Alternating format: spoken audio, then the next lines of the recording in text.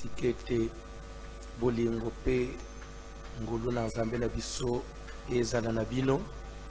Et je tiens à remercier et aussi à encourager bandeko nyonso tozalaki na bango na kati na veillée la nuit ya lelo bon butu etu oleka tikete nzambe a koba toujours kosalela bino parce que pendant que bamususu bazolala pongi bamusu bakatani bamusu balembi, mais il y a de ceux-là qui sollicitent même que papa vraiment à ta église zongi va veiller au ya modèle à boyer katanate parce que ça fait vraiment du bien à votre belé. Il y a des gens qui reçoivent la délivrance, il y a des gens qui sont visités par Dieu d'une manière ou d'une autre, il y a des gens qui ont de grands témoignages à partir de la veillée et à chaque vendredi. Tozoleka la parole de Dieu, et je crois, point d'abisso, tozolebela sur la volonté de Dieu. Voici donc comment vous devez prier. Notre Père qui est aux cieux, que ton nom soit sanctifié, que ton règne vienne et que ta volonté. Bandeko nazolinga, même bandeko bazotuna mituna, avant otuna mutuna, nazolinga d'abord oyeba que aux dictionnaire otangana quand on parle volonté, ça veut dire quoi? La volonté. Dans le dictionnaire.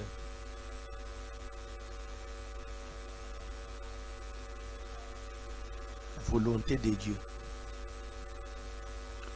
Mukano nanzam. Oyo nzamba lingi. Matin nabiso thème ici la volonté de Dieu. Je ne prêche pas sur les mariages. Mais parenthèse à mariage, ce qui te funguli ango, parmi des points sensibles dans la volonté de Dieu. Et si je me suis permis un peu à colober la ming sur point à volonté de Dieu dans le mariage, c'est parce que j'avais promis que si Jésus ne revenait pas et que Dieu nous donnait de la force, Namikule Zoya, Toko Zalana, séminaire sur le mariage. Mais l'air sur le mariage, je ne crois pas que j'aurai beaucoup de temps pour développer la volonté de Dieu dans les mariages, non. Parce que l'enseignement, surtout tous au point où tous en temps est belé, ça risque même peut-être de désorienter les gens. C'est pourquoi j'ai profité de cette occasion où je parle de la volonté de Dieu. Même quand on aura l'enseignement, ça va se référer à quelques versets après tout avancer. Ça va nous permettre de tout avancer dans l'enseignement. C'est pourquoi nous avons sur la volonté de Dieu. Nous avons besoin de retenir une chose. Nous avons la volonté de Dieu. Il y a ce qu'on appelle la volonté parfaite et la volonté permissive. Et spécialement pour le mariage, il y a aussi ce que nous avons signalé dans le mariage destiné. Il faut aussi me dire destiné, volonté parfaite et volonté permissive. Makambu nyonso tukoyebela na Bible. Libanda ya Bible nga nayo tozaba chrétien te. On est chrétien, on connaît Dieu, je parle de Dieu, tu parles de Dieu, c'est parce qu'il y a la Bible. Si on enlève la Bible, la religion chrétienne tombe. Soubassement, force. Il y a chrétien, il y a religion chrétienne, c'est la Bible, c'est le livre de référence. Denga tozali pe na ba religion mususu na Islam ils ont des Corans. Tout d'abord, on a des religions que je ne saurais pas tout énumérer ici. Ils ont des brochures, ils ont des livres. Les livres sur lesquels ils se basent pour fonder pour vraiment parler de leur religion. Ils ont des brochures, il y a des livres. Et nakoloba que il y a des livres et références, et c'est la Bible. Nous il faut tout présenter dans la Bible.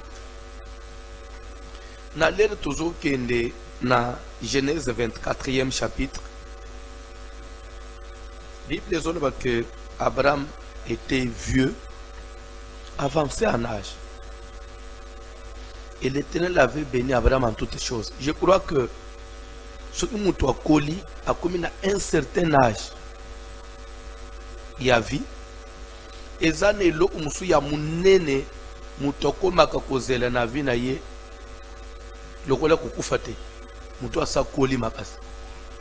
C'est-à-dire que okumona atebozo sola na yima amunyos zaka lelo suki na kufi mukolo na okufu do, c'est-à-dire que et comme on dit ndé promesse ya munene zozela na vie ndenge mu jeune nyonso tout jeune qui jeune nyonso elenge nyonso azotambola ezane lo umukwa munene anabine lo ola libala tena bitoso boyeba mwana nyonso azokola ezane etape mu ya makasi azira anavina ye eza kobala suki na bali na asuki bazosola bo suki na bali ngai suki na bali, c'est-à-dire que nde etape mu ya via zoze suki mutu asa bali akomina bana eloko ya mutu ya munene ekomaka na kati na faye batu bazalaka suki nzamba pamboli biso un jour babonga pe bazala pe stable basumba lupango basala pe quand même ba voyage bazala pe bien. C'est tout ce que batu nyonso ba banyi foyer na bango sika bazela un jour suki nzamba visiter biso et comme ce qui bu kolisi ba na bukuminaji mo un jour suki na kufi. C'est que Abraham avança en âge, il n'attendait que la mort.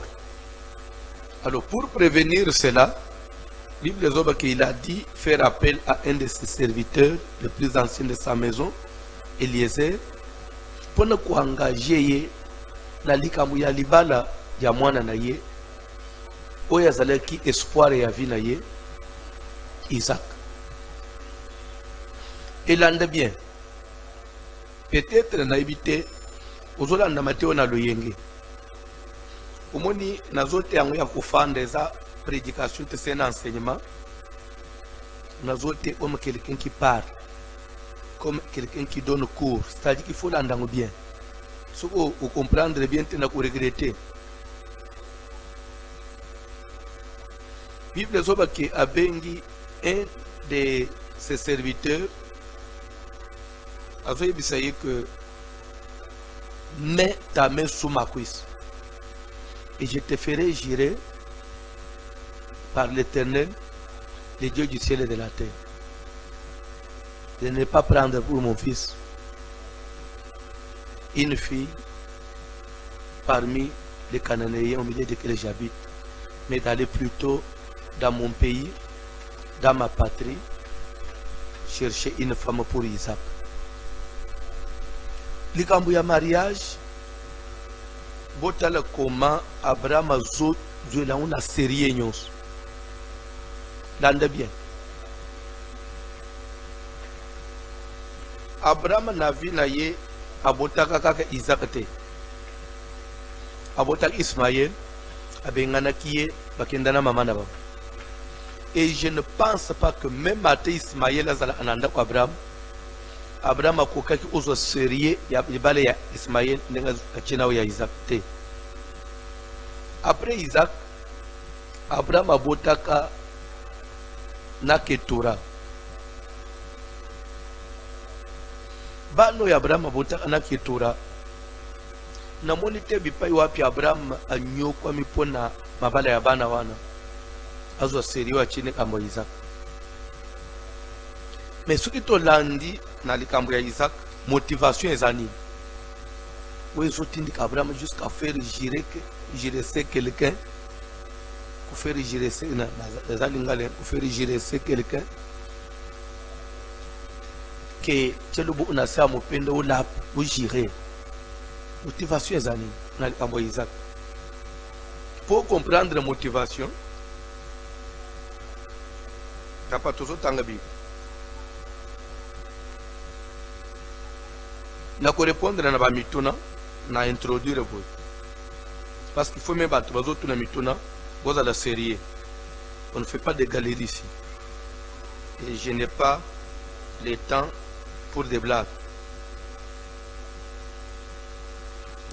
Genèse 24 toutes les bisognos.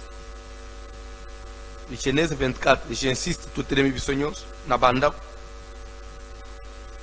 verset 5. Genèse, chapitre 24, le verset 5, nous lisons au nom de Jésus-Christ. Le serviteur lui répondit. Tofangi batanga Bible bien, toke papa. Le serviteur lui répondit. Mosali ayanolié. Peut-être la femme ne voudra-t-elle pas me suivre dans ces pays-ci? C'est-à-dire que quelque part, serviteur azola isempe difficulté moko agogo utanana. Alobi c'est vrai na likambozo lingana sala na chelbo ngai na sa mopende na jire. C'est vrai na ko sala ngume admetuke na kei bana basi nyoso baboyi kolanda ngai na tango bamoni mobilité nande bien bamoni mobilité parce que mituna ezoyela ngai siko ça tourne toujours autour papa sikoyo yozolo bake la volonté de Dieu, ce que vraiment il faut éviter que pour ça na eu désir no sala misu na eu bumutu sala il faut que nzambeli boso mais papa comment ou bala moi si ou lingité ou après c'est c'est là où les vraiment vous trouvez que tout le monde ça qu'on chauffer.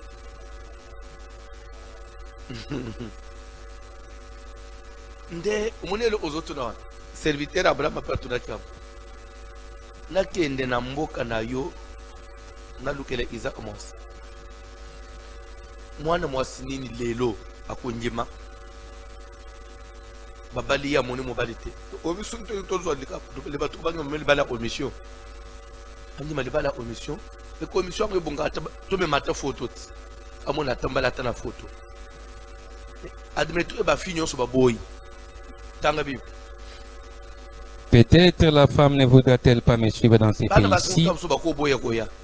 Devrais-je mener ton fils dans les pays d'où tu es sorti? Est-ce que vous avez dit que tu as même appelé Isaac pour yemu opami monela moi c'est pas mon aïe ok baba Abraham alobinaye garde-toi d'y mener mon fils. Keba komema mwana nanga kuna L'Éternel, le Dieu du ciel. Nazana besoin bolanda 40e verset 7e. bolanda verset 7 na 8 nde place toujours tirer le umo tokei. L'Éternel, le Dieu du ciel, tokei qui m'a fait sortir de la maison de mon père et de ma patrie, tokei qui m'a parlé, qui m'a juré en disant, tokei je donnerai ce pays à ta postérité. Stop. Je donnerai ce pays à ta postérité. Telemawan fandana. Abraham azof sala allusion azolba que Nazali n'a parlé de Dieu. Navi nangai. Ndengo Eliezer, ndongo zo monangaya. J'étais dans mon pays, place Nazotindoa. Na fande na patrie nangawan. C'est là où j'ai évolué. Mais Nzambe ayaki kolobela ngai. Abimisa ngai na mboka na ngai. Pe a qui m'a juré. Il m'a parlé avec serment. Il m'a promis qu'il allait donner ce pays à ma postérité. Mboko ya opesa ona postérité na ngai. Postérité na ngai na tangu ngai Abraham na otala bien. Eza Ismaël te. Postérité na ngai eza bana ya Ketura te. Postérité na ngai eza Isaac. C'est que héritage spirituel nyos ya musala ngai Abraham na sali na mukili na Nzambe eza Isaac. lokole Isaac nde azali musangoli ya libula na ngai yende ako sala continuation ya ba promesse nzamba pesi ngai akoki obale n'importe comment te omoni makambo nazoloba ya volonté de Dieu dans le mariage, ça ne concerne pas tout le monde. Toutes les femmes, même ndengo zolanda ngwana okobala ndengo lingi elingo loba te okoeshiwe okolala nzala te okobota pe bana mais awa ngai nazolobela libala ya Isaac ba Isaac bazalaka ba Isaac ezali bato oyo ba postérité ya Abraham, c'est-à-dire que bato bakosala que lignée ya promesse continue, héritage continue. Au moment makambo tozota parce que je ne prêche pas sur les mariages, mais vous me poussez à kufungula makambo belé, peut-être le temps ne me permettra pas. Tozonga na Bible. Ce qu'on tangi quelque part, Bible les autres que na Israël, zambazo pesa mubeko. Dans na oetali loi il y a héritage na Israël, une fille oyo na kati na Israël azana héritage nda Isa. Papa asali musala asombi ba mapangu panda eke alingia kufa akaboli bozwi na ye alobi mapangu nanga 3 mwana nangai ya liboso azwi oyo mwana ya mibale oyo mwana nanga misatu ya mwasi nakati ya bana naza pe na mwana ya mwasi azwi héritage apesi na mwana ya mwasi ope ozwi oyo uswat admeto pe papa abotaki bana mibali te aboteka bana basi ya kufi héritage na itikali na bana ya basi nzamba azoyebisa Moise yebisa bana na Israel mwana ya mwasi oyo aza na héritage akoki kobala na tribu mususu te autre que tribu ya papa na ye. Vous comprenez, on a le but de Isa.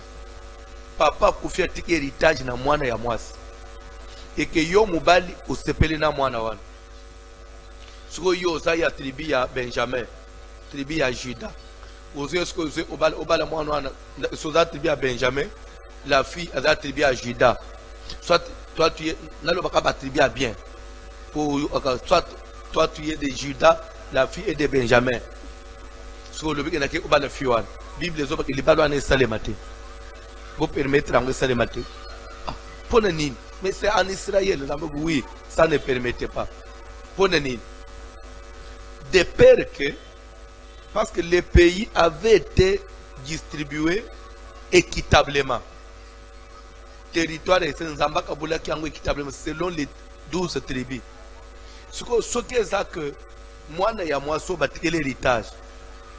Mutu ya tribu mususu ya balié. Lokola mwasi aza censé kolanda mobali ko sukuba bali ya koti na famille ya mobali. Et que y a un héritage.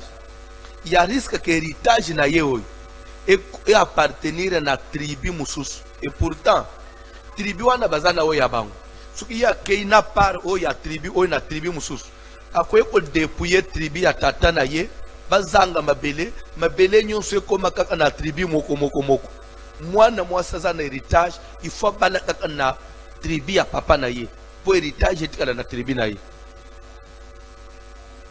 suko admeto suko tala loi wana ça ne concerne pas toutes les filles, oui ou non. Cette loi ne concerne que les filles ayant un héritage. Mais maintenant, si d'autres filles étaient sans héritage, il y a quoi dans la tribu sur lingi, mais que ça, pourvu seulement que ça soit en Israël, oui ou non. C'est comme quand on a la volonté de Dieu. Et tel est ton héritage. Ce qui est ton héritage, c'est qu'on peut ngaïté. Ça concerne ton héritage. Comprendre le temps. Donc, ce qu'on dit Tumba Abraham, na libala ya Isaac, ça cause d'un héritage. Le Dieu qui m'a juré que je donnerai ce pays à ta postérité. Ma belle onga ya Abraham na moneli passe ti mwasi na ngai Sara ariska babotola ye na mibali mususu nakende usimbise ti asali na kindumba kapona toganye mabele oyo elelo Isaac abala n'importe quelle femme héritage wana epanzana Eliezer chalobo unasa mupende na libala Isaac chalobo unasa mupende mwasi kaka onzamba ulobo Eliezer azokende lera azokoma yepe Bible zo bakatelemi pembeni ya libulu ya mayi. Je vais vite parce que ça m'a amené sur la tête. Azokoma quelque part azoloba que la jeune fille oyo ngai na koloba na ye penche ta cruche fais-moi boire. Oya kondima kopesa ngai pe akopesa pe mai na bibwele na ngai. Sois seul que tu y as destiné. Toi Dieu, tu y as destiné à mon Seigneur. Comme pour dire que dans le mariage, ne voyez pas que l'aspect physique, ne voyez pas que l'aspect beauté, ne voyez pas que l'aspect sentiment, ne voyez pas que l'aspect comportement, ne voyez pas que l'aspect gentillesse, voyez aussi l'aspect spirituel. Est-ce que moi, si on a besoin d'un abad, on a destiné pour nangai? Est-ce que Moubalo na zonjima? Ndeo Moubali a destiné nangai? C'est là qu'il y a un problème. Vous savez, n'a quoi qui a changé sous thème nangai. Au lieu de dire comment consulter Dieu, comment connaître la volonté de Dieu, comment connaître. Ndeo sous thème nazolebe, n'a quoi changé. Au lieu de dire comment connaître la volonté, comment consulter Dieu dans lobby, comment tomber sur l'homme ou la femme de sa destinée. Pour nous commis ça sous grave. Comment tomber sur la femme ou l'homme de sa destinée. C'est grave, hein? Parce que qui dit la volonté, le mari de la volonté ou la femme de la volonté veut dire le mari de la destinée. Soit celle que tu as destinée. Je vais vous dire quelque chose. Vous êtes sûr que moi, si je vendu na ye, moi, c'est destiné na yo.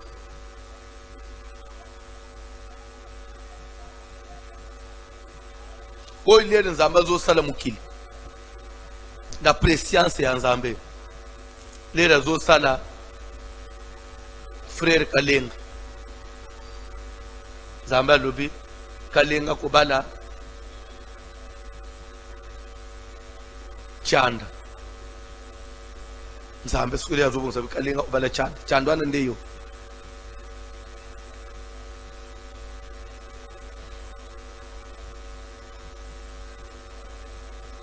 Les dans Zamba Zokela, Lissi, Mwana Mwas, Namutu ya Zamba Zokela Lissi Pona, Justin Ndeyo, Lissi Basale Pona yo.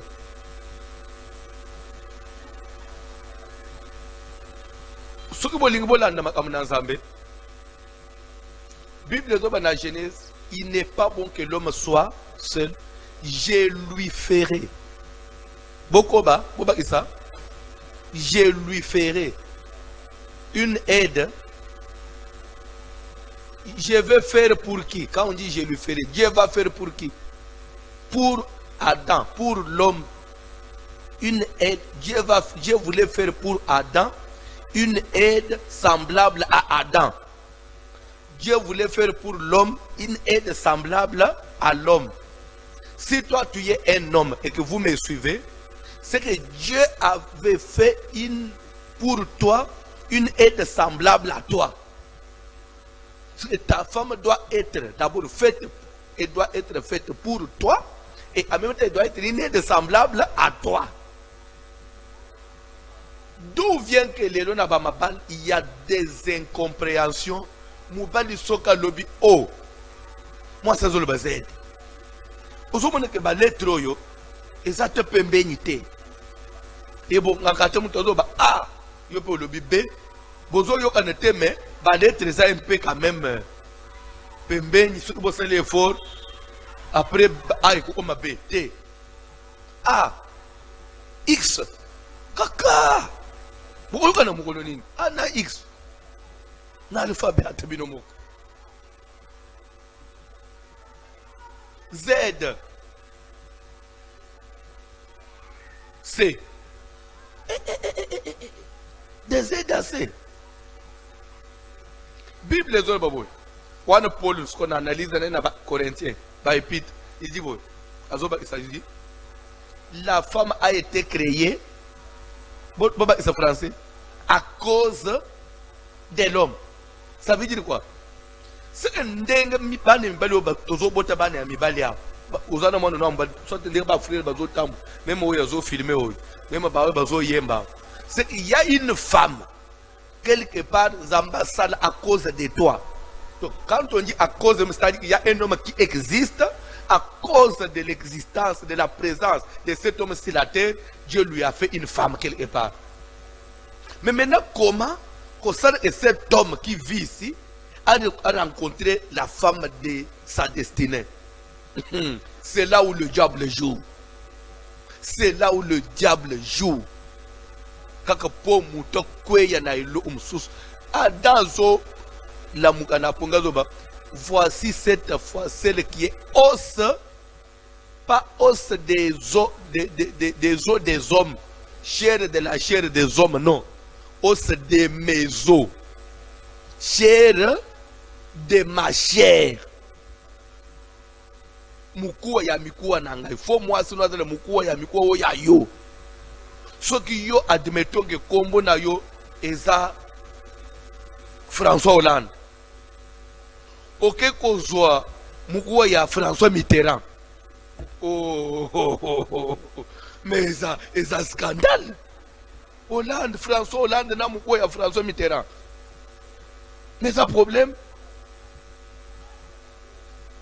Nde makambo mona ka muto somi sapato eza numéro na yete ekomi o chebilo onase lo achose de vimba okomi muto zo tambula le mo sapato ezobima eza numéro na yete mususu pe ko somba sapato muke lokolo munene ekomi la lisango na congélateur kende otinga ngona ba na ville ba che lo na kati ba yesa munene lere mu okola tango bo efini ye misapi ndo mona omutofanya une église sapato komi pembeni abimisi la goma chena makolo pourquoi makolo olungana sapato o ezoso osumbeleke yangu mukepo neni nde makambo ezana ba mabali ebele bazana sapato esuwa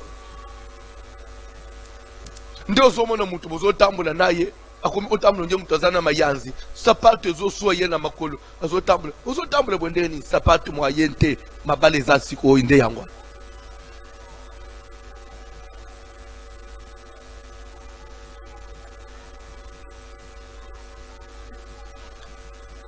papa ozo sambela zo bake mwana mwaso ngana oloba panshi ta krish oya kundima nzambe lokola ngai na za mutu na limité tikata na basinyo na koyeli kolo ya oyo yo destina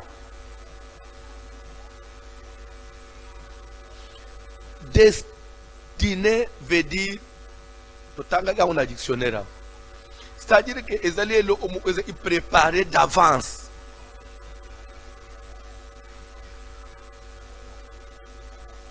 Nzambe a préparé d'avance mobali mo upona yo, a préparé d'avance moi c'est mo upona yo. Toujours dans la Bible c'est quelque part One Paul. Toutefois dans le Seigneur, il n'y a pas une femme sans. Boba isako? Il n'y a pas une femme, la femme n'est point sans mari et le mari n'est point sans la femme. C'est-à-dire dans le Seigneur, nakati nangolo. Nza mubali na mwasi mo onaye pempe quelque part mwasi pazana mubali na ye so quelque part wana za wapi oya yo za wapi quelque part wana siko tala si on doit parler de la destinée admettons que oyo nzamba destiné la ngai yeyo atana kei natala na luka mwasi oya osepelisa ngai mwasi abaguna ngai na destiné na changer nini papa faut quand même nde umso ke plile abengalo me papa na kolanda yo quand même oteye ko lobaki ke période o balaka zana mwa teni moko bande ulinga mwasi no alata bande osepela nango kambe memo lobaki yango te landa bien musupa ba iselo me papa lu moni les rozo ba ke vraiment muto atala te et les baba les Rebecca les bayena admettons que pourquoi Isaac a séparé na Rebecca c'est parce qu'elle était belle. Admettons que Rebecca ya azaki to otesko Isaac alinga asuka wapi na lobaka boy olanda bien. Vous êtes sûr que Nzambo ya Kelinga il connaît mon cœur, il connaît mes sentiments. So asalelinga eloko yo eza contre ba sentiment nanga. Pourquoi Rebecca zoya Isaac atale Rebecca il l'aima et il l'amoto aye ko linga ye mbalamu omakasi. C'est parce qu'il était la femme de sa destinée. Dieu avait déjà préparé des choses comme ça. Ce pourquoi il a mobali oya za destinée na yo. Ata jour wa liboso kotala yo sepeli na yete. Okoye ko linga ye na yo ozo mituna me. Na komi ko linga muto bo ndengeni. Parce que numéro na yo. Ce pourquoi na moi so destinée na yo. Ata jour wa liboso ezaki neti matata. Jour okoye ko linga ko découvrir ma ampo. Et je vais vous ajouter des éléments. Parce que beaucoup de gens s'agitent. Vous croyez que quand on regarde un homme, on regarde une femme, on apprécie. Ça suffit pour faire la joie du mariage. Tu fais la Bible. Tu fais la Bible. Tu fais 1 Samuel.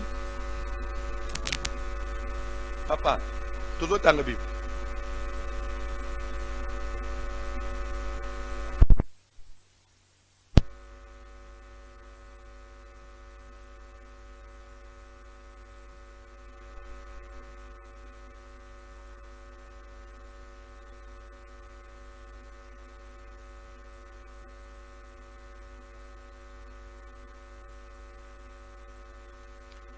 Samuel, pas 1 Samuel. Deuxième livre de Samuel, chapitre 13, tu vas lire le premier verset. Deuxième livre de Samuel, chapitre 13, tu vas lire le premier verset. Deuxième Samuel, 13. Après cela, voici ce qui arriva. Botala oye yaki, oye salemaki. Absalom, fils de David, Absalom, moko ya bana ya David, avait une sœur qui était belle qui s'appelait Tamar.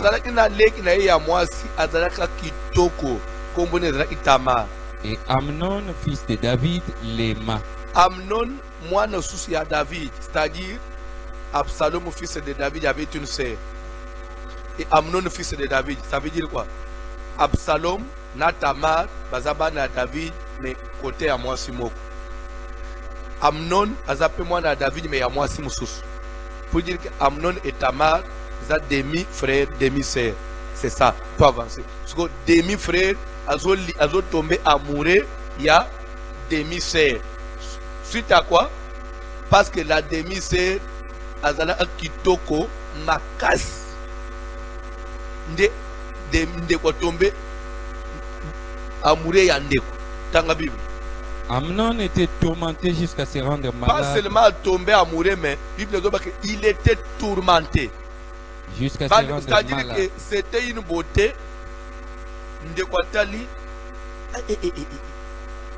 Au moins, au lieu que Nangaï, à cause de l'Itoko, il a fallu que la tête paye à moi, moi, si je suis à Libanda.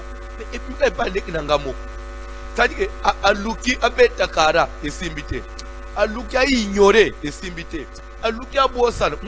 Jusqu'à ce qu'il Bela, Abeli, à cause de Kito, il y a l'Ekinaïe, Toké. Car elle était vierge. Bible dit que Aluki pas attaqué, Assan s'est attaqué, Abi Matanaye, moi, je suis vierge, c'est difficile. Et il paraissait difficile à Amnon de faire sur elle la moindre tentative. Et Lingi Olobake, si Tamar n'était pas vierge, il n'allait pas paraître difficile de faire sur elle la moindre tentative. Si ça a été difficile parce qu'elle était vierge, c'est que chez les non-vierges, C'est facile. C'est facile. Ça, c'est la Bible. Ok, tout le monde n'a pas de problème. Oh, il est sous. Tout le monde.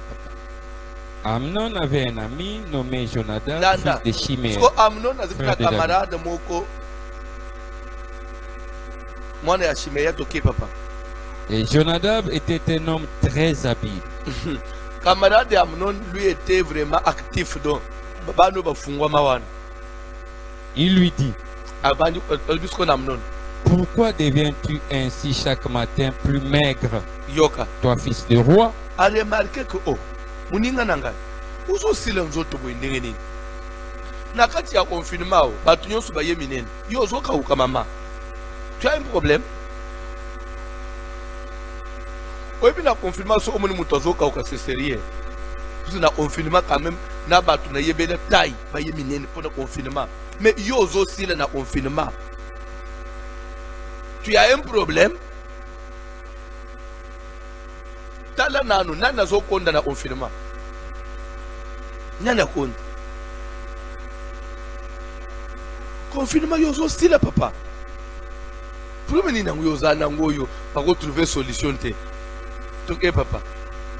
Ne veux-tu pas me le dire?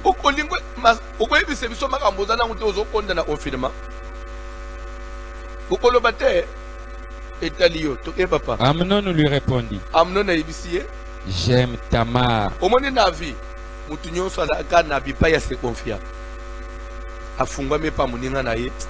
tout cas, je suis tombé amoureux de ma soeur. Kaka. Et ça là, ok, papa. J'aime Tamar, sœur d'Absalom, mon frère. Jonadab lui dit, mets-toi au lit et fais le malade. Quand ton père viendra te voir, tu lui diras, permets à Tamar, ma sœur, de venir pour me donner à manger.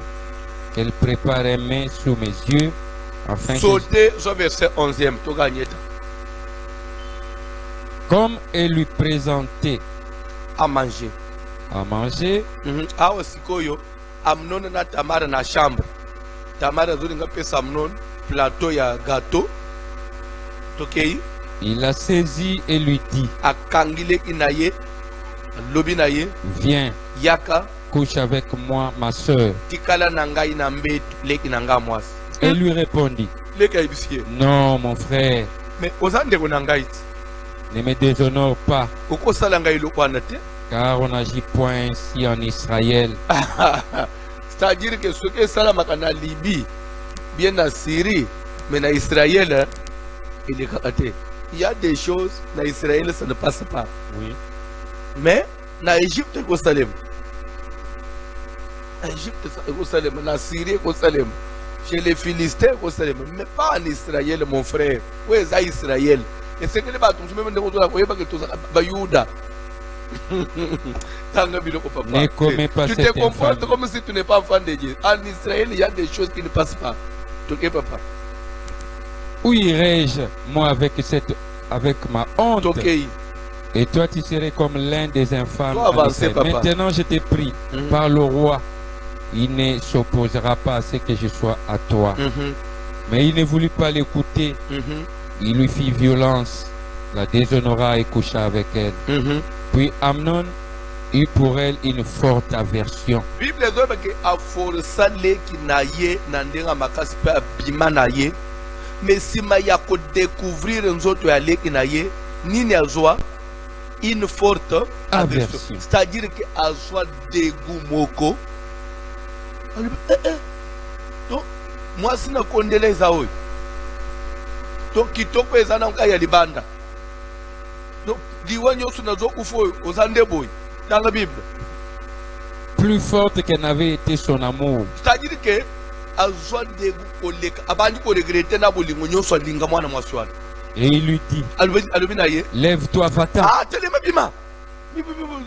Na regretter kutu. Elle lui répond, stop. Tolungo suko na lisolo. Tokende na Genèse. Parce que tam sokolo bake azwa ta version parce que asalega nguna ndenga normalité ezaki viol.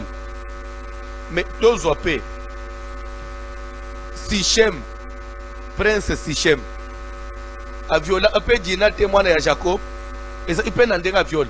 azaki pe vierge ndenga viol mais l'air abimina ye ni ne botamaka son cœur s'attacha à Dina jusqu'à un niveau que si Shem a lobby en tout cas même si faut na kufa faut na balaka mwana mwasi c'est-à-dire que kitoko ya muto ekobete on a mis ce n'est pas ça ce qui peut faire la joie des mariages parce qu'il y a des choses à cacher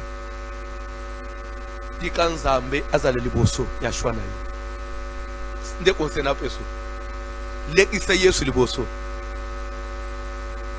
oya yeba kalibanda na kati kombo na ye Yesu Christ. Parce que je trouve beaucoup de gens s'agiter dans la place. Ezana bat baso ba kufele ito amibali mais lelo mobali anazoko bazoko manda umbo itru mobali wa kitokwana azali parese moko alala aneka pungi foyo mwaso sele nyos uzukuta mwaso umiko sundulo sko mbali we awumike ntamsu kutambula na mbali musuli bana parce que parese wana mais ulande kitoko mibali muswa lande kitoko amwasi et vous découvrez le boyke lelo azuki pango sute la destinée na lingilero zo landa mato yebake destinée ezalaka na makamba mariage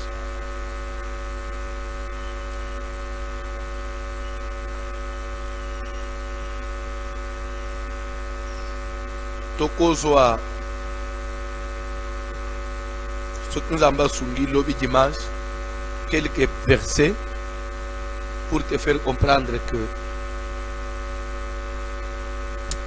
ce qui est là, il va nous compter parce que nous avons tellement ça ito, nous avons tellement bala ito, à bali aza heureux. Mbeluro assuris, balinga ba organiser na concours te, parce que déjà na Babylone na tangwana lere balancer appel ya koluka des jeunes filles belles de taille et vierges Bible dobre babima ke belé ya ba konzi bayaki ya ba ambassadeur ya ba sénateur ya ba député bana ba ministre bana mema ya ba roi mususu ya ba mbo musu bayaki vierge et belle de taille balata akitoko ba chika ba parfum bien ba paula amafuta bien. Mais l'air baliki na concours parce que Esther mwana ya esclave orpheline de père et de mère nazo mituni aza ucha parfeni Esther na niveau wana mafuta ni na kola na ilamba ni na malonge Esther aza kana par rapport à bana ya ba ministre bana ba dignitaire ya mboka.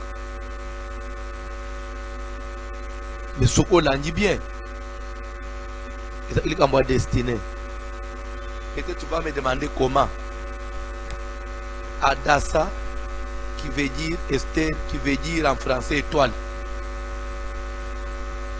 Cette fille était une étoile qui ne pouvait pas aller n'importe où. Il fallait ôter na courdiou parce que c'était une étoile. Cette fille était destinée à jouer un rôle pour un jour au Big Sabayouda dans Babylone. Destinée dans Zambé Zalekwa. Ezana bana basi na mukiliao. Na mabumu na bango. Na mabumu na bango. Zomo na jeune fille zo tambulo. Zomo na kamana masipamba. Nzo ande na libumu na ye. Libu na kati ya libumu na yewana. Eza ana Jean Baptiste. Na libumu mwana mwasyo. Eza ana Jésus Christ. Na libumu wafio zo mono. Eza ana Moïse. Na libumu mwana. Ba David bazalaka.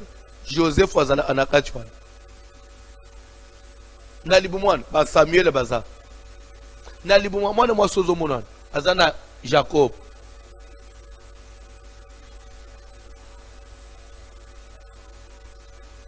Vous comprenez? C'est-à-dire que Yesoko balié akobotela kaka bana te akomisa Moïse akobota kaka bana te akomisa Esther akomisa Ruth akobota kaka bana po bazobota te akobota Joseph yebisa ngai nati soki Jacob asukaka kaka na Leya po coutume ya mboka elobaka ke bakobala leki te soki yaya nano abali te ase conforme na coutume ya mboka azwa Leya pe alobi mbo aza pe kaka mwasi mwana pe ya noko na ngai bafanyi na Leya vukula eke balinga babota bana te kisi babota ki pe bana balinga bafande kimia te balinga bafande kubunda chaque jour balinga bafande pe kimia po bafande pe na Leya te nasu mais Joseph abima akana libumu ya Rachel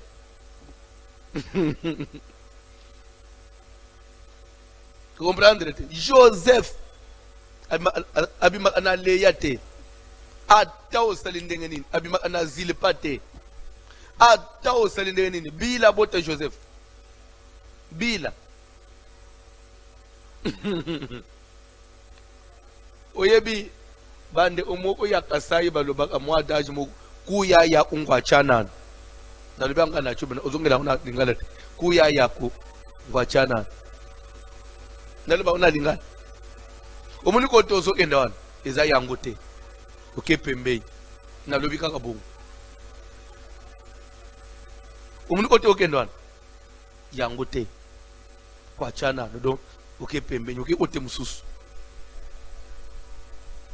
Ce n'est pas en allant à gauche, à droite.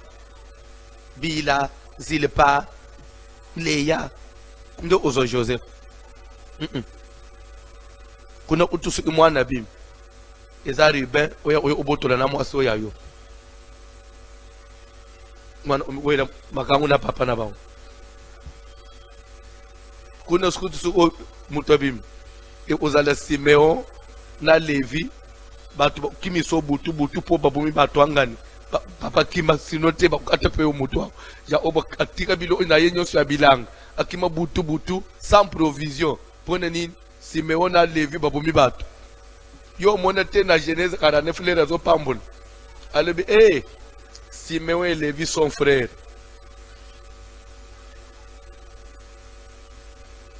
bango vraiment kanda na bango ezama be makasi que mon âme n'entre pas dans l'irréconciliable mulimu na ngai ekota na bomo ona bango te eza d'accord na bango te sur un point parce que dans leur méchanceté baboma bato basimba makila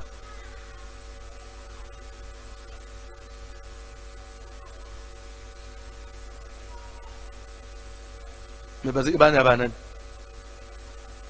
eza na mibali na mukili yao eza na mibali na mukili yao nebi c'est quelque chose na ko troubler bino na mateyo yo supportez-moi la kolo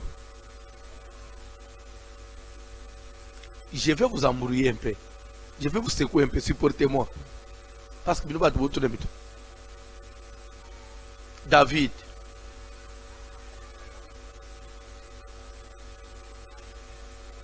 abali basiboni aboti bana kitoko Absalom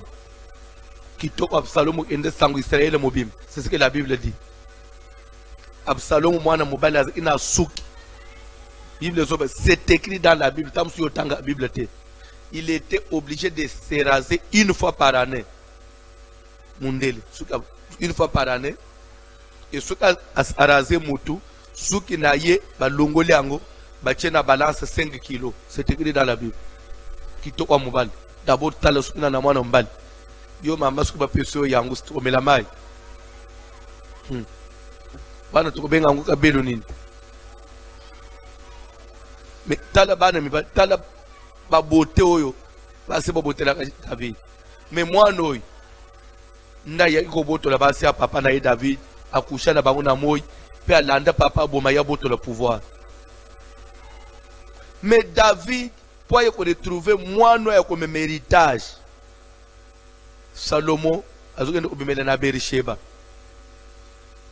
Uwe bazwa epa ya Uri. Sike mabumu nyos ebota ka Salomon te. Mabumu musu ebota Absalom oya kulanda yo na mupanga. Ubota mwana musu akuteko mapangu yo na nokufite. Aibyo mikanda mapangu ateki nyos usituka ba ubimisona lupango to sombi lupango. Sombi lupango we. Nana te ibin mwana na yo. Oh, yesu mikanda bokosi mikandeza mikanda lupango za navaliza nanga. Kugenda ufungule boy. Mikandeza asulte. Nzo anda bimisango kala teki yo na lupango bam Salom.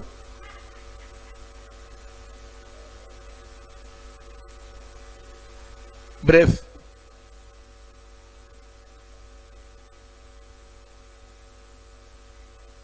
Mibali nyos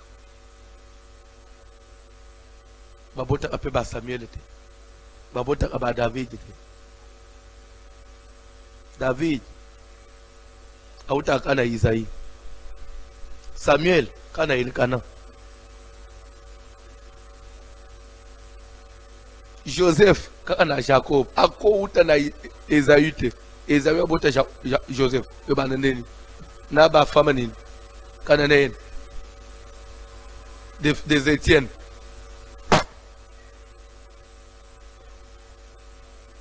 Ne peut s'expliquer quelque chose. Marie pour aborter Jésus, il fallait le fiancé dans Mbali Nyosote. Au 6e mois, l'ange Gabriel fut envoyé dans une ville de Nazareth auprès d'une vierge, fiancé à un homme de la maison de David. Donc l'ange n'a pas été envoyé vers Marie tout simplement parce que Marie était vierge. Non, elle n'était pas l'unique vierge en Israël. À part qu'elle soit vierge, une autre qualité était que elle était fiancée pas à n'importe qui, à un homme de la maison de David. Et vous n'allez pas aussi me dire que dans la maison de David, il n'y avait que Joseph, non. Mais pourquoi Marie was fiancée à Joseph? Ce qui t'occupe à Joseph. Ah. Vous savez, vous avez la Bible. Papa, tout le canal. Si je vais retrouver ça rapidement.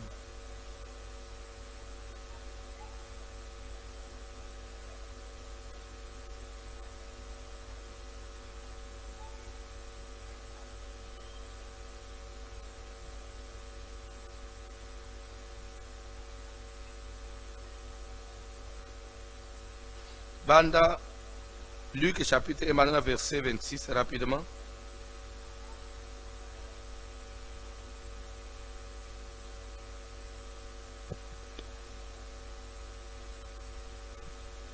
Au 6e mois, l'ange Gabriel fut envoyé par Dieu dans une ville de Galilée appelée Nazareth, auprès d'une vierge fiancée à un homme de la maison de David, mais Joseph. Le nom de la vierge était Marie. L'ange entra chez elle et dit, je te salue, toi à qui une grâce a été faite. Le Seigneur est avec toi. Troublée par cette parole, Marie se demandait ce que pouvait signifier une telle salutation.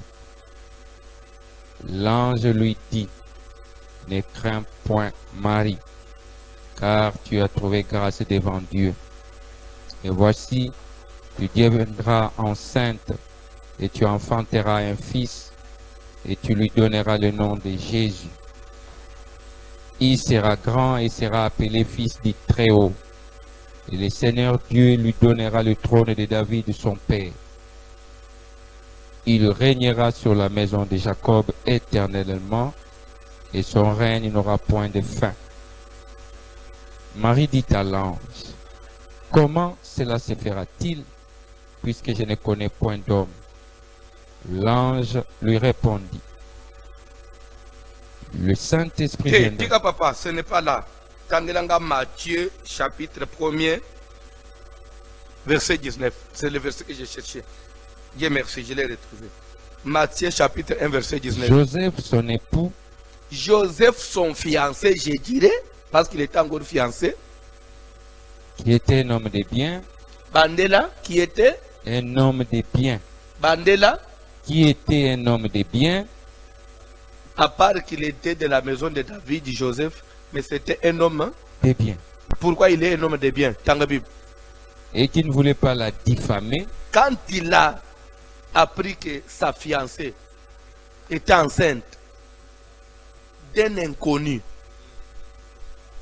ce que mon fiancé oyo vanda na ye otangisa ofutele minerval olatisa me apesa yo nzoto te osala ba dépense ti bato nyonso bebi ke fiancé na yo apesa osenga nzoto te olobi tobanga nzambe. Maintenant vous apprenez que cette fiancée là est enceinte. Mubali ya lelo okosuka wapi na mwana mwasi wapi? Mais Bible dit que l'air de Joseph apprendre que Marie a zana zemi d'un inconnu. Bible dit que ne voulut pas la diffamer, c'est-à-dire alobi nakosambwisa yete, nakosambwisa yete parce que à part que azizemi mais to passer quand même temps oya bien. Na mona kaka mabe asalite, na mona pe côté bolamu. C'était une fille to fanji bo. Asali shwa na ye, azizemi eza vi na ye mais ngai Joseph e utake o ngai nde nazo publier ye, ngai nde nazo panze sam, nazo fi wana ndumba. Ademari wana ndumba moko boy. Boy makambo salete ndumba. Lelo bilo tuzo utana ba frère ya église, na ba sœur église. Soi-disant chrétien, ba to tondele na ba église, tanga Bible. Diffamation. Tanga Bible. Joseph, son époux, qui était un homme de bien, et qui ne voulait pas la diffamer, se proposa de rompre secrètement avec elle. Alobi toko kabwana na propre pe mutoko yebate soit na ko voyager na lungu atana vilo. Suko batuninga boni mari, ano ça va. Ah mais tout le monde bino soutenons. Mikolo nazana by classe ezozo ngata mingi mais toza mais tozo mone nazem. Oui. Zazemi na ngai mais na ebika. Donc nako baby c'est les réputations. Alobi il faut aussi se le secret na panza yete. Tanga Bible papa. Comme il y pensait, Na tango zo penser ça la bongo. voici un ange du Seigneur lui apparut en songe. Ndenzamba tindeliye ange. Yo aliske ce que Joseph a appelé mutu ya pop ko détruire moi. Nzamba linga tindele ange. Et belé ya batu ba perdre visitation ensemble par le comportement. C'est pourquoi je vais vous dire que Moubali Nyon soit botaka Jésus te.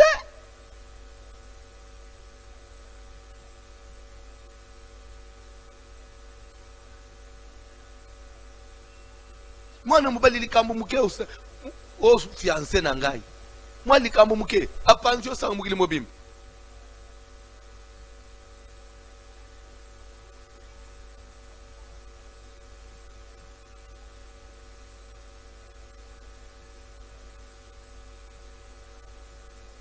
Les autres amis maintenant battu, soi-disant fiancé, soi-disant proposé. Mais les yozo mon muto ou aza proposé na yo fiancé na yi. Mais les bazo boyana ah na moni na kobala yote. Fiancé bandi ko publier ba vidéo a filmer les oso boya kaye ou bien déjà au filmer que ce qui a meki akoyeb. Est-ce que c'était l'amour?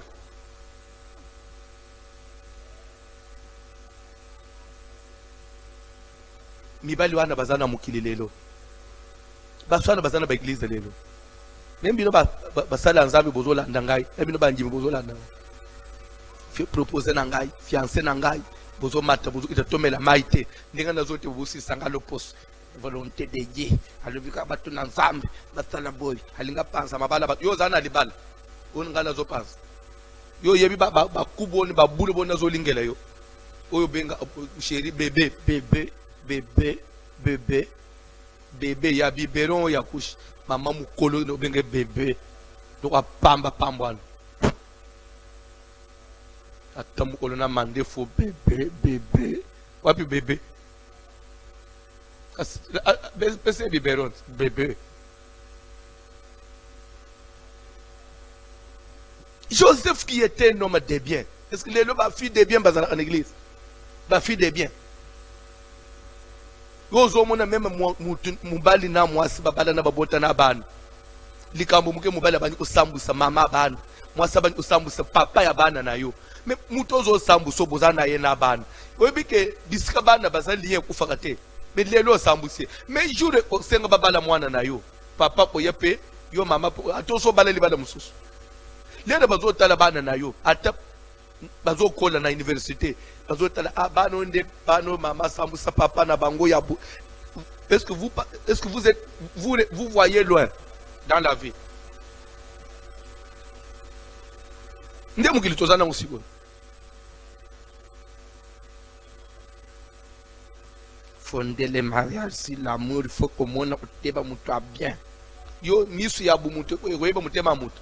Misu na bisu mona kalibanda. Mutu yeba amutema za moko. Mutu yeba amutema za moko.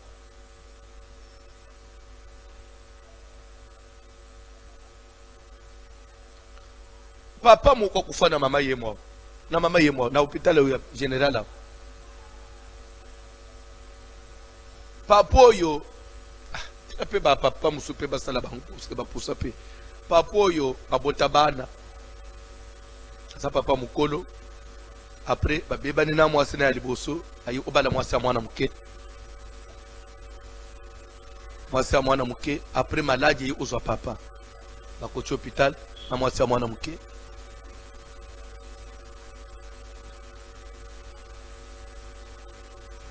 papa azo souffrir bana nyonso ya mikolo bana na ya mwasi na ya liboswana ana poto na mwasi ya mwana muke baboti kaka bana mibali ya mike lena papa moni maladi bali utungise makasi papa lobi bazana poto pe depuis na lobi baya azo yate abande ko expliquer mwasi lelo nzamba ko zwa ngai na ebite nazana lupango place boy nazana compte place boy nikanda mapango za place boy chibana bayata lelo na ufola isabana na ngai nzo anda yibite kazo miteka bafanjikana basakina mwasi ndaze garda malade mwasi ndenga kende anda kolamba ake ufuye ali tuwe mikanda mapango nyonso amoni na bisika papa bomba mbongo banini mutu aza andena bilo obo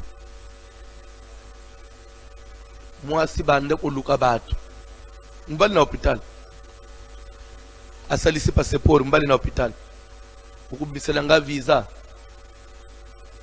pesi babizimbongo babisele visa papa na hospital azobele su cancer su 4 su 5 mois na hospital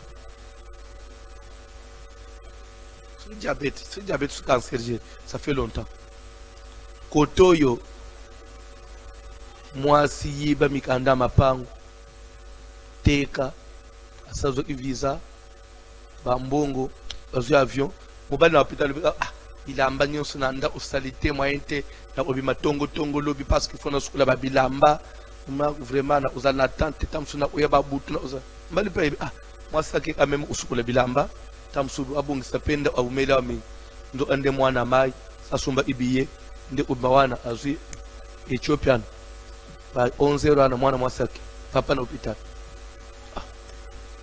tibutu penga telefone ya mwasi telefone zole tinga boy lobi tongo etani benga telefone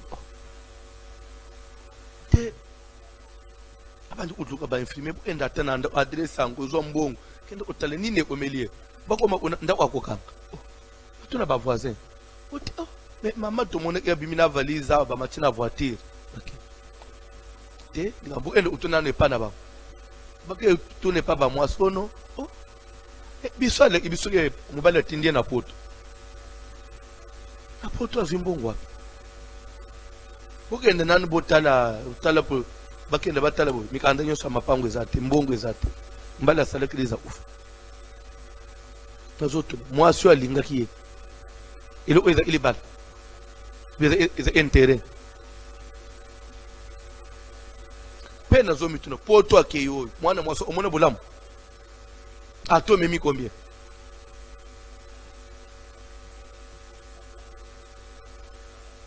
Si nous avons un souper na pote, à Simba boy, et Simbite, à Salaboy, 20 ans na pote, et le Simba ezate. Mituna pote ou kende ina mbongoni. Kende ina nzeleni.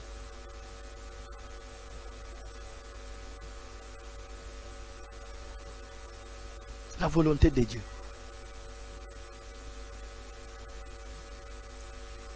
C'est le samedi, hein? Faut toujours temps au paiement. Tu as un cantique, frère.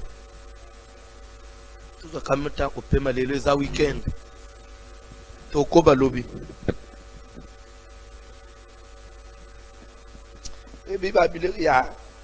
Bébé, ngada benga kangu les corbeaux et les renards. Bébé, baby, chérie, oye.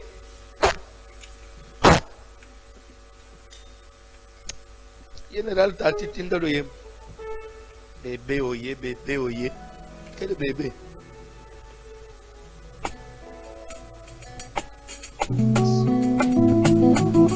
Au moins, nous sommes là, ça va dans le villageois, Nandimi Nangai, dans le villageois, yo, citadin, bébé. Quand les autres, au fond, monsieur, bébé.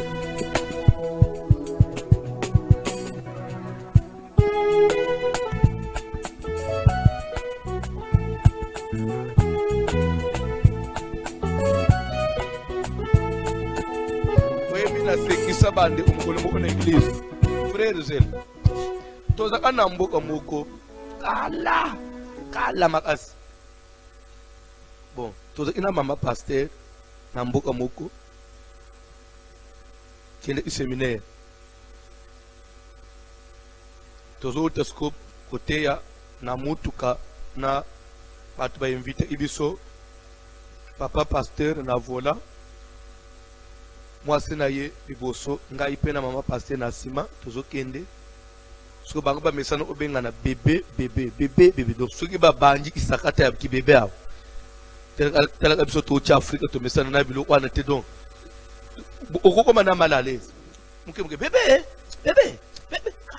après boza ba sala za boni boy bon to supporter na biso kaka et faisant donc chemin faisant soki bébé aloba soki nini na bébé mususu bakamatani na mutuka kusana na ngai te impoli mwasabi tete wepi yo pole ici ngaza impoli yo poza impoli na komi kokali mais papa mama pardon mais mama tika respecter pasteur te bakamatani à peu près 40 minutes kufingana na mutu wana bébé na bébé ti lere mo ba se calmer tozo kende te omina ndako bazolo banate biso pe batiki biso tokena hotel lobi na tongo toye tokende sous prière na moni kaka bébé na chez moi sina ngalinza na bitala ba ventrier tala ba ventrier to na bitala ba ventrier lobi ba finga na woti bébé na bébé ba bébé mi bale ba finga lelo ba bébé na vieille tala ba ventrier lo kwa pamba frère tokena loyembo Habitala ba fantili hoy. Mabosa ni ke tozala ilobi. To mona kinyoso to nga kinyoso.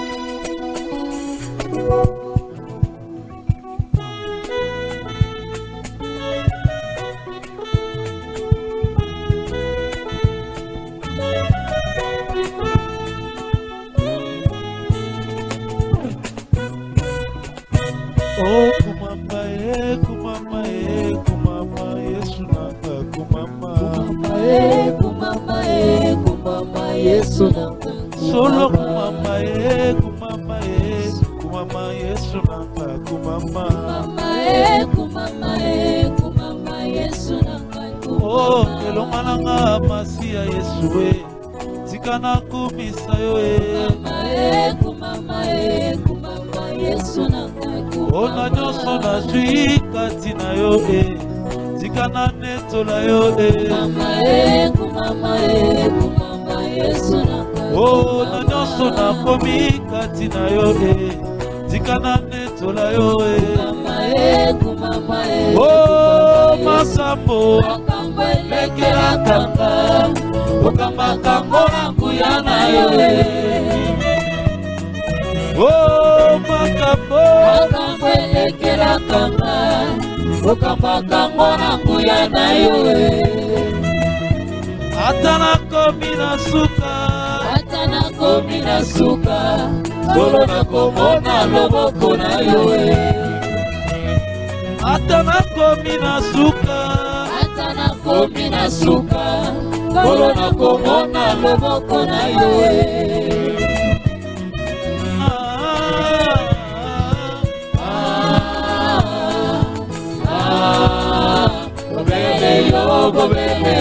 Gobele yo mosusu te.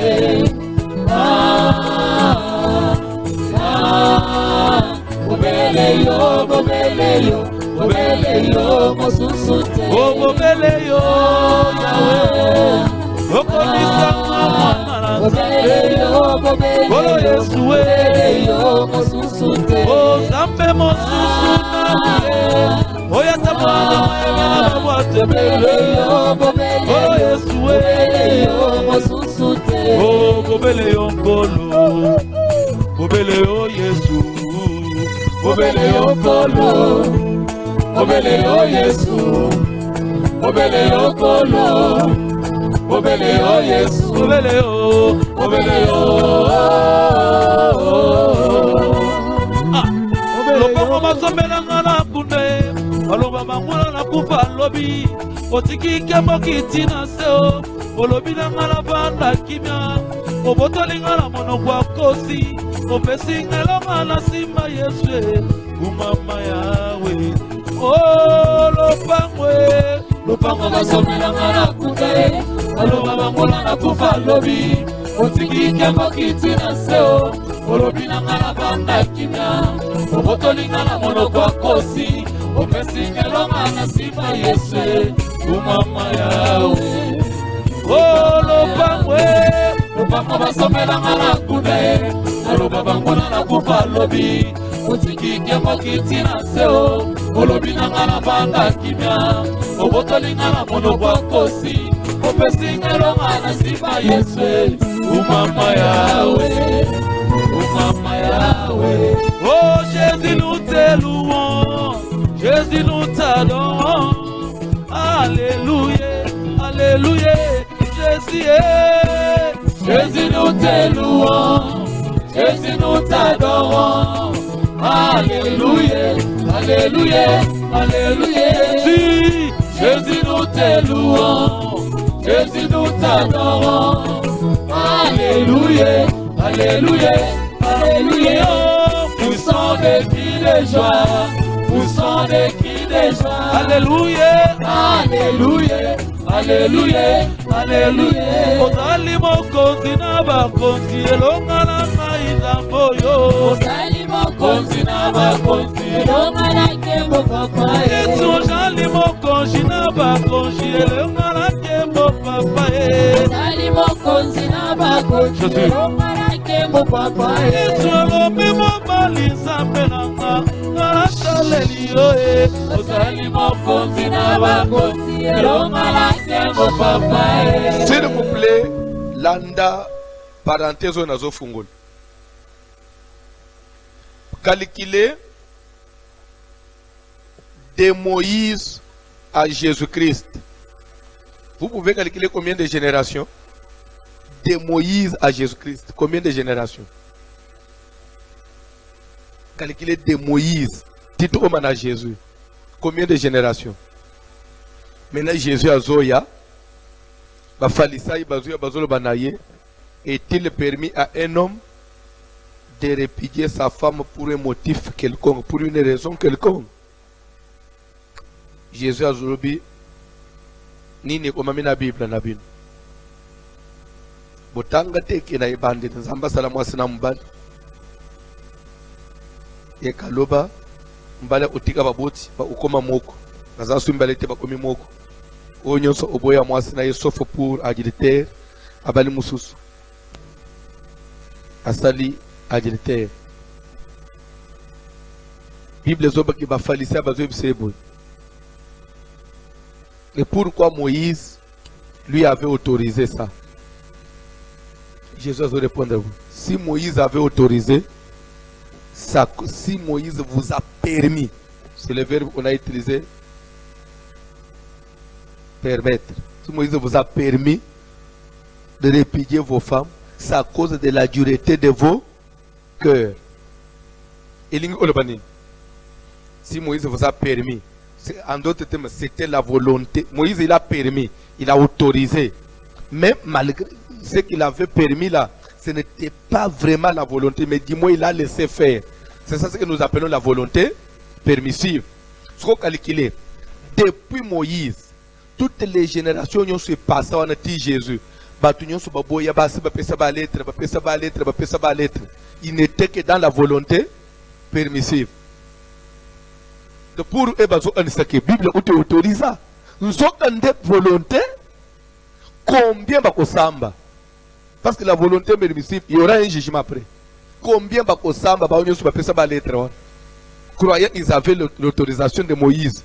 Mais Jésus a dit que Moïse a vraiment nous avons autorisé à contre-cœur, mais au commencement, il n'en était pas ainsi. Donc, pour dire que quand on dit au commencement, ça veut dire la volonté parfaite, c'est la volonté du commencement. J'avais dit c'est la volonté première, c'est la première parole, la parole du commencement. C'est la volonté parfaite. Jésus dit au commencement. Ça dit dans la volonté parfaite, ce n'est pas ça. Dis-moi dans la permissive, oui. Donc, pour dire que nous n'avons pas côté bateau, parce que la volonté permissive des années, des siècles, des générations. Ma bala boni lelo et qu'on a la volonté permissive nzamba tikanzambe. Le verset est bangi singai.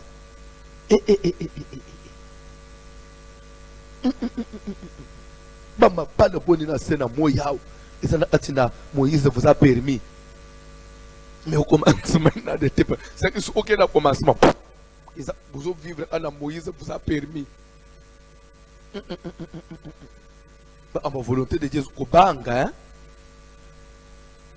au robot tapé bana, pas toi, n'a pas les abaginations, baba, n'a pas beau tabac, il faut ça, ça va lettre, ça va te passer Bible, c'est écrit, c'est biblique. Nous avons des moukeli, Nakatuanate, il y a binomoko.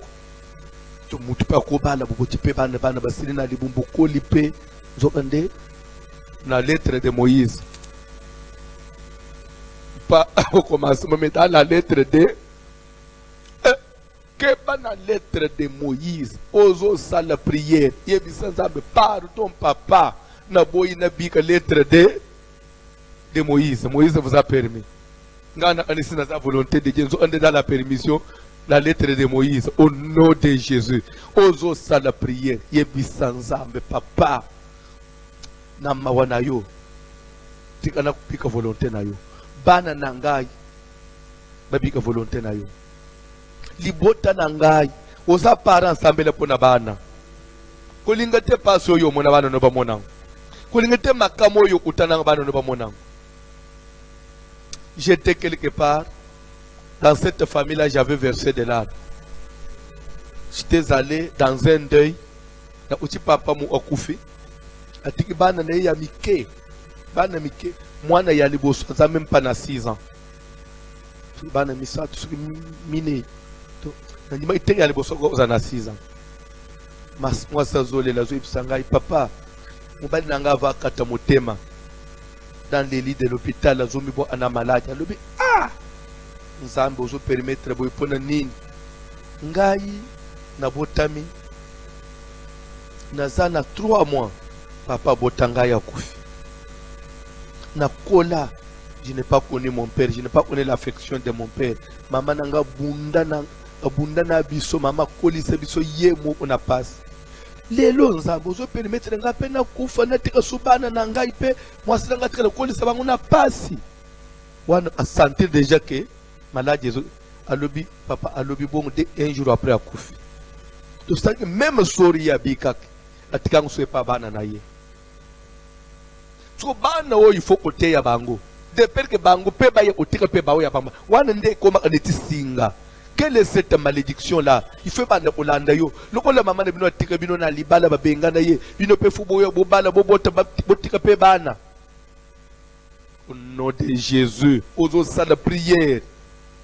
Nous sommes monde amouli les okana, au côté de la volonté, aux ayants embêtés.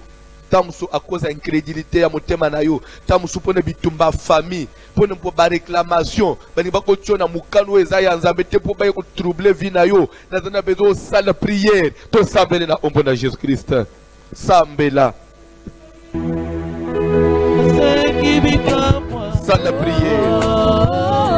Bele la mawana zambe kula bokunayo. Bele la mawana zambe kula binayo. Senga mawana zambe kula bananayo. Mayokela yo awa.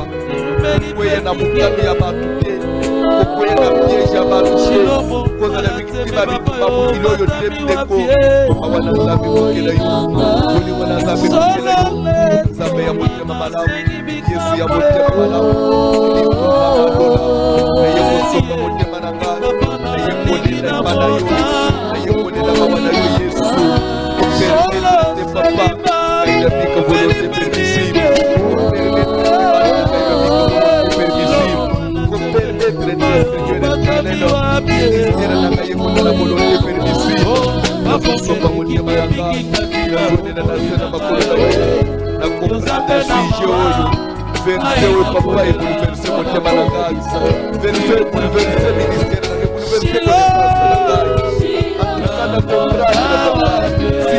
La volonté de Dieu, Seigneur, ne fois pas ma volonté.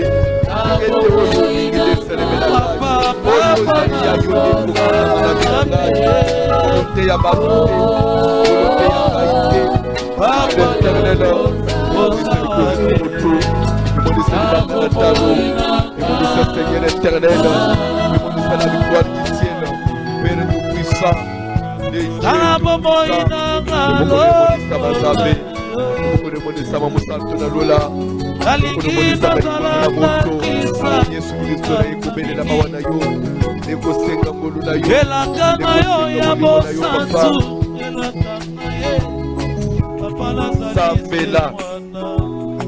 soki otiki ngai yango nazali kosenga lisuki yawe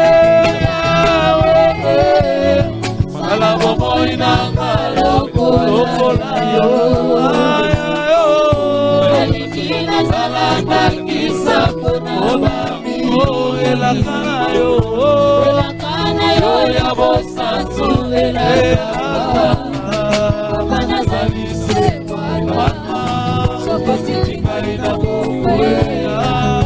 nazali kosenga isuki papa nazana no mwana nazali se mwana sokotiki ngai na kokufa yango nazali kosenga isuki yawe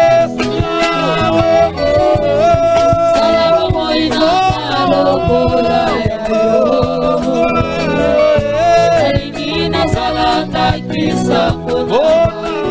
Ola bamingia ya elakana yo ya bosantu elakana ya ise mwana sokotiki ngai na kokenga yango nazali kosenga lisuki ayo yo nazali nano mwana nazali se mwana sokotiki ngai na kokura yango nazali kosenga lisuki. Oh Yahweh, Yahweh, Yahweh, Yoko,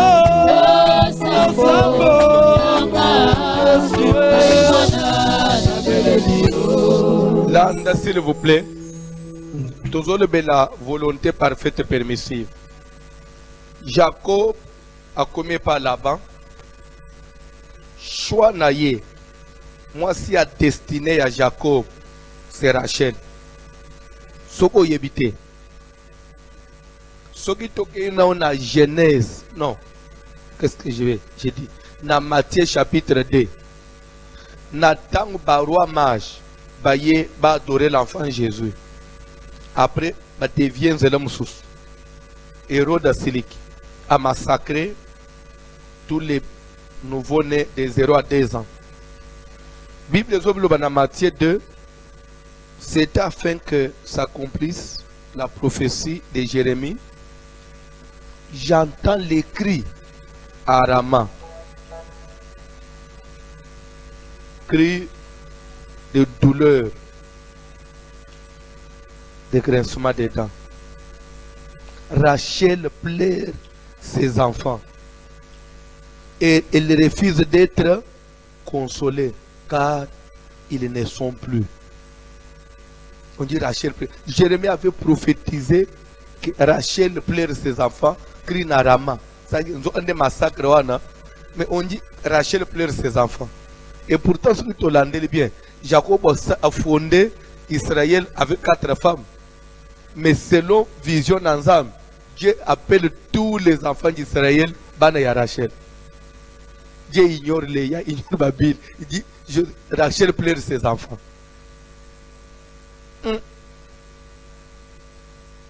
Qu'aucun moins, c'est-à-dire que la femme de la destinée de Jacob, c'était Rachel. Mais l'air de Jacob qui a la Rachel, volonté permise, Satan bitumba ya mukile. Bokiloye, ce n'est pas la coutume. À cause de la coutume, à cause de la loi de la famille, bakotisa Jacob la volonté permissive. Maman Mukabenga le papa, comment qu'on le baké, parce que nous sommes dans volonté permissive, parce qu'à travers Bangopé, nous avons fondé Kaka Israël. Tu peux aussi te dire ça. Mais c'est vrai, ça c'est dans la préscience de Dieu. Il a fondé Israël. Mais l'intérêt de Jacob dans tout ça, c'était quoi? Jacob a gagné quoi? Genèse 47, Tangelanga verset 7 à 9. Tu comprends ce que conclusion? Au Jacob a zosala, na mabala nyonsoan, na kubota botana, trouble nyonsubu ilo otsayoan. Conclusion ni nabi misak. Joseph fit venir Jacob son père. Oui. Il le présenta à Pharaon. Joseph mwana ya nani? Jacob. Mama na ye nani? Rachel. Ok, mwana ya Rachel, amemi papa na ye, pembeni na Égypte tokei. Et Jacob bénit Pharaon. Pharaon, Jacob a pamboli Pharaon. Comme pour dire, Pharaon était roi, il avait tout. Oui. Mais pourquoi Jacob doit bénir Pharaon? Et pourtant, entre Pharaon et Jacob, qui doit bénir qui? C'était Pharaon qui avait des biens qui pouvaient bénir Jacob.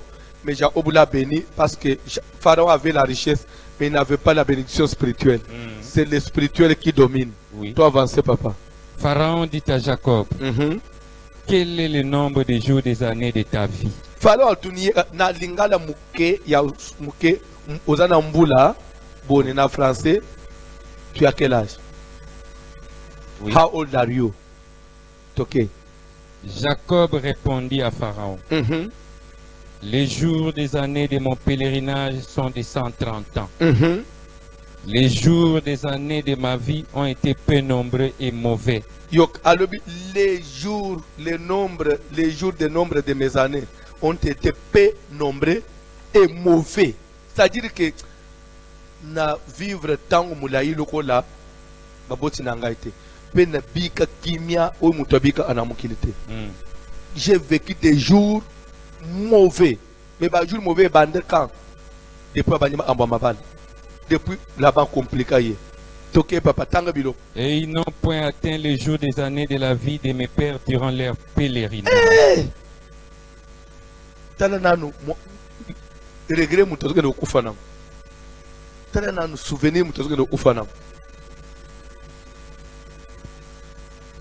Volonté permissive créée par là-bas.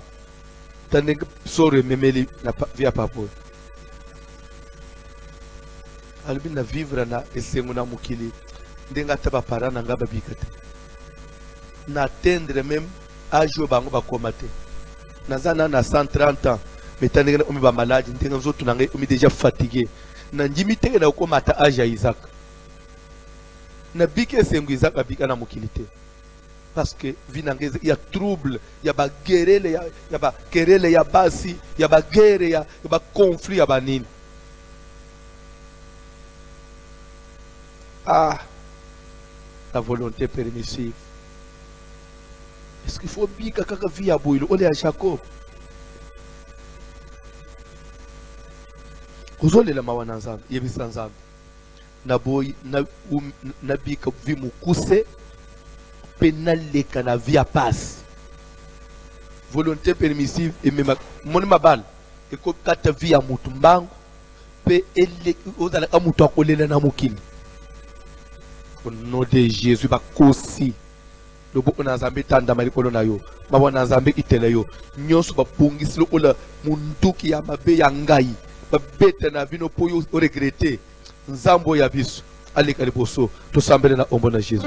Mateyo yeye pamba te sambela ndeko Mateyo yeye po nzamba te libre yo ata famille no basiba babeta yo kashe o mata o kita yo kolela yo kosufrir kaka bakosi liloba na Nzambe apona kobongisa pona kolongola maya bololo et comme au potable ça la prière et belela Nzambe kula bomona yo nyonso ya molili ya mabe ya ngai babongisela yo ya ngai teko zo matoki tawana utangi klasa na bando ya famille bazo bazela akopota libala moko akobaye na mokili bakosi au nom de Jésus grâce à Dieu kono na ngai mawana yo kokela biso Nzambe tozali kaka mosala ya maboko na yo tokomi bwaka na se na makolo na yo tokomi pike pa na yo Seigneur tokolela mawa na yo tokolela mawa na yo tokolela mawa na yo le Dieu qui écoute la prière Père tout-puissant Maître du ciel et de la terre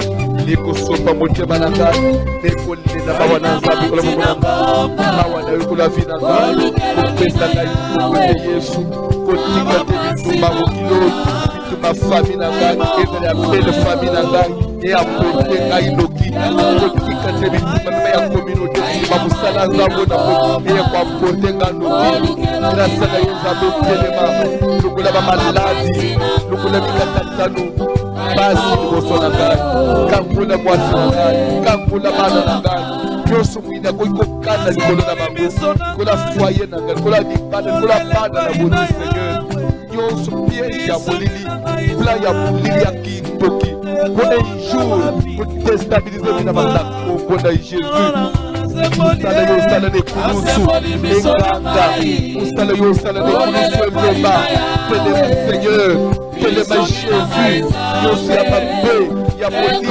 mpona de ténèbres masili koarete mpona tine na kotrouble na kobota na ngai na kombo na Yesu mawa na Nzambe monisaba mawa na nkolo monisaba mawa na mokonzi monisaba Yesu tekodile komande na makolo na yo toutefois pas ma volonté même dans la vie de mes enfants pas ma volonté pas leur volonté dans la vie de ma femme pas sa volonté mais la volonté du Créateur la volonté de Dieu na libota na ngai volonté de Dieu na mosala oyo nazosa volonté de Dieu na ministère oyo nakomema Yesu loboko na yokamba ngai nakambe eglize na monite nateyo ngai na limite napema mosala Nzambe te kaka nazokolela te na yosa ole mosato atambusa ngai mosato esire ngai ole mosato akamba ngai Seigneur etene ya ngai efika eya yo Nzambe esala lokola olobaki ete kanteleketera il ne parlera pas de lui-même mais il est en train de ce qui est à moi et vous l'annoncera. Je ne voudrais pas parler de moi-même mais laisse que je vous parle ce qui est à toi et que je vous annonce à son peuple, à ton peuple Seigneur. Merci pour cette grâce.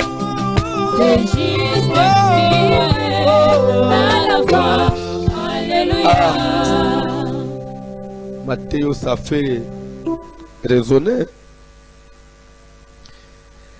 Tant ezamuke ukoba na butu na babuki bikeko tozo sambela pona likambo ya maladi oyo bandeko confinement comme éternel tozo sala prière so ubola nyome na ba information ya ba chaîne étrangère za aka o les aéroports bako fungola c'était au mois de mai après le 20 juin après juillet tout le baba comme kutala oba août tout ende wapi Nzambe 2021 on lega kabo na kacha confinement pande tuzo sambele bien te tonini to sambela to mi ko lembisa prière tonini matisa mungongo na yo sala prière lobo ona Nzambe sala Nzamba telema akangola mukili le Dieu qui écoute la prière ayanola to sambele na ombo na Jésus. Te recommander Moukil Mobimba, toute la planète entre tes mains, Seigneur. Nous avons besoin de ton intervention. Nous avons besoin de la solution. Nous avons besoin que tu agisses, que tu délivres, Seigneur, cette terre, que tu secours ce monde, Papa. Nous avons besoin de toi par rapport à cette pandémie, cette maladie qui a tout arrêté, qui a tout bloqué, qui a tout freiné. Cette pandémie qui a tout détruit. Seigneur, Mawana Zabe Kita, Mawana Zabe Monisama, solution Monisama na Mokilo Zabe, solution Monisama, Soki Kisi Monana, Soki Vaccine Monana, solution Zoga, Nazo Maladi Oyo, Maladi ya Mulidi, pandémie, coronavirus, lelo batu bazuko bakakufa, batu bazuko bakakufa na Mokilo Zabe, Mawana Zabe Kita, Mawana Zabe Monisama, Soki Delipona Mabe ya biso batu, Ulimune Monisama Zabe,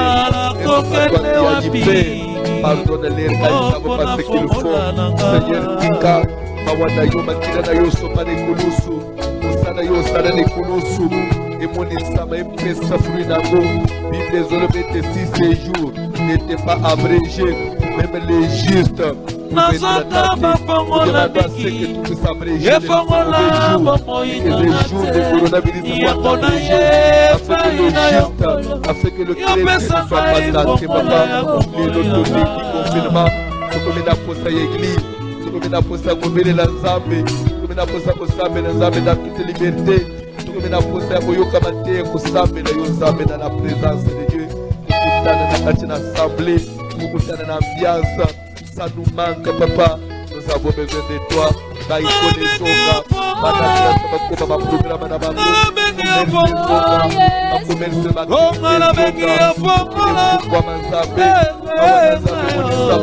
Tous les programmes étaient même à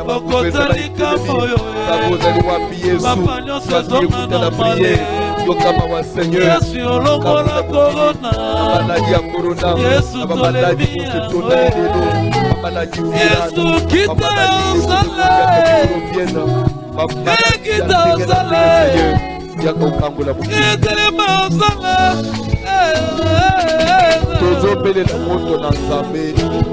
toute main noire qui agit derrière cette pandémie, Zambo Yepso Tumbango, tout ça na ombo na Jésus, moto, nous avons invoqué le feu de Dieu et que de causer qui sa main noire de Dieu, qui doit agir derrière le coronavirus, qui doit agir derrière la macambo, main noire de Dieu, force de Dieu, sa ténèbre, il y a magie, il y a soloka, il y a kindoki, il y a pasi, il y a maladi, il y a moufa, il y a des motos,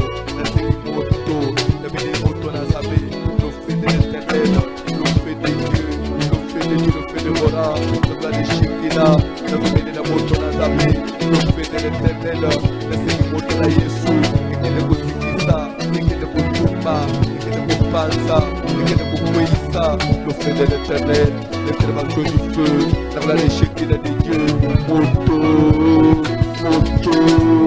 que de vous sikisa, que de vous panza, que de vous bébisa, isala monene, isala kindoki, isala bindo, la béni de moto na zabe, le feu, victoire na yo zabe monisama.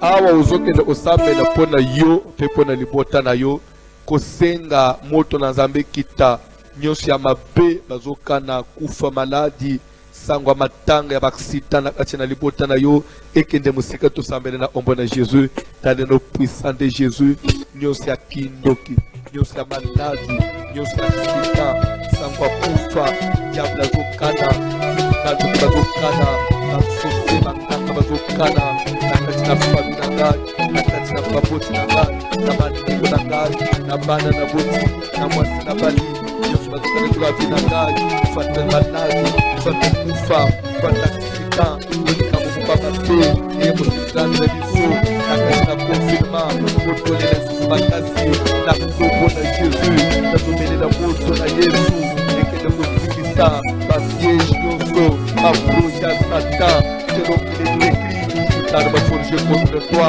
c'est la vie des sanctifiés et toute langue qui s'élèvera juste contre vous sera condamnée. Je m'avais condamné, je fais taire toutes les langues qui fait me parler mal contre moi. J'ai fait taire toutes les langues qui disent du mal contre moi. Tu fais des évangélismes contre moi. Je ferme ces bouches-là au nom de Jésus-Christ. Toute âme qui la déclare, une sans effet, une sans effet. Kambula kai, kambula mwatu na gabana na kai, kambula fami na kai, fami ya mwatu na kai, kambula bangu, pamone siko na kolo, na pite siko na kolo, ipambule na zabe mwini sama.